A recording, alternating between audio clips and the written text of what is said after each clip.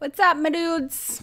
No, seriously, what's up, friends? All right, I'm very excited to bring to you episode 8 on the How to Make Awesome Art Videos series here on YouTube and Awesome Art School. And today we're going to be talking about voiceovers. Now, you may be noticing my big fancy microphone. Okay, do you need a big fancy microphone? If you're working in iMovie, you actually don't. Your computer has a really decent mic built into it, so don't feel like you have to. This gets you better results, and I will put a link in the description box to what the heck this all is. But the cool thing about it is that you just take this, it's like a one plug, and it plugs in up under here. All right, it just goes from here, and then the other one is a USB cord, and you just pop it into the back of your computer, and then you have much better quality audio, but you don't need to. You can actually record really well from your computer. If you're using iMovie Maker, I know it's not supported anymore for PCs, but I know a lot of people still use it. I would still be using it if I was still working on my PC. But you do need a separate microphone if you're going to be doing voiceovers if you are a PC owner using that software. I'm so sorry to say. In which case, though, I have great recommendations. So, hey. Okay, so if you want to use your fancy microphone, you can plug it in. If you don't, unplug it, and this works exactly the same. So let me go over to iMovie, and I will show you how this is all going to work for you. Let me move myself over. Boo boo, excuse me, self. And what we're going to do is blast this all away. All right, and again, we need to go over, we're going to input some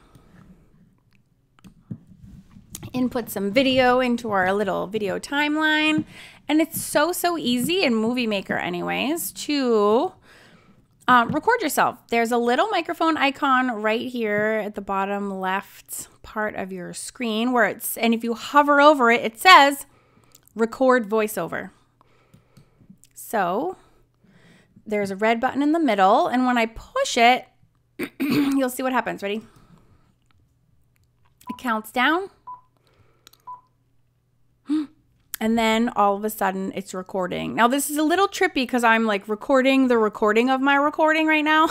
So that's weird. But okay, let's take this seriously. I'm gonna start over. All right, so look what happened. I stopped it, and now I have a little video clip.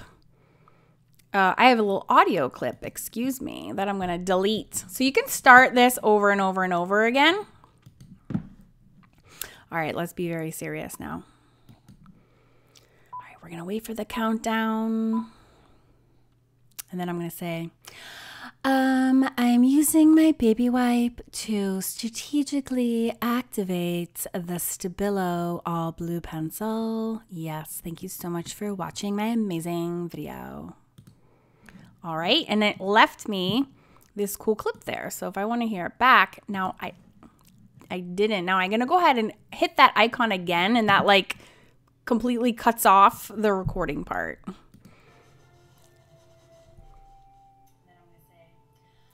going to say, I'm using my baby wipe to strategically activate the Stabilo. Okay, now so as you can hear it, now a couple of things. One is that you can hear the audio that's on the original track. So I'm going to go ahead and turn that off by highlighting the clip that I want to make silent, right?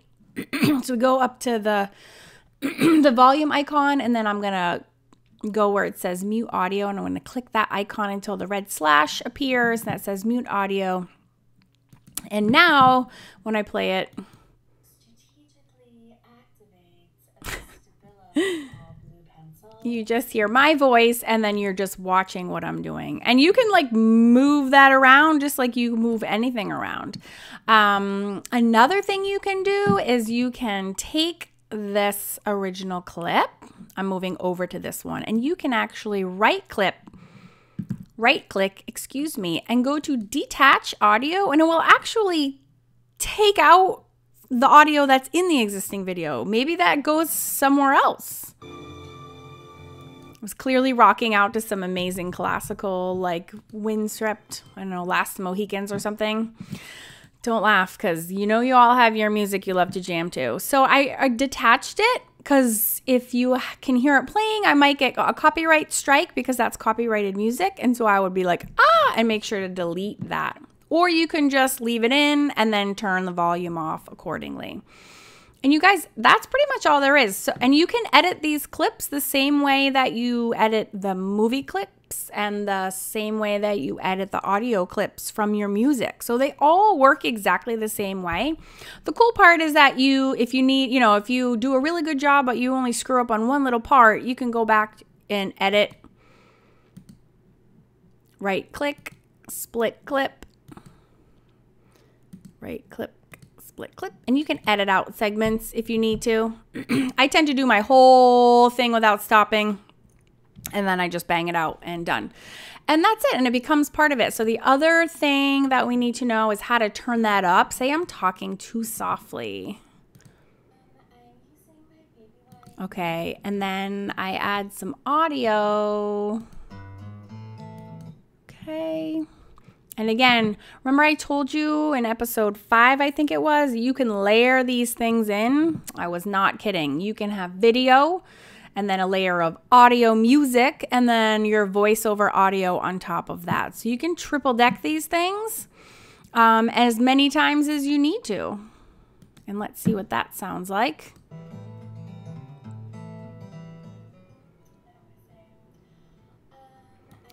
Now, iMovie is a bit smart in that it will sometimes, but not all the times, shut up. It will silence. As you can see, it's silencing the sound of that audio when I am speaking. I don't find that's true for everything.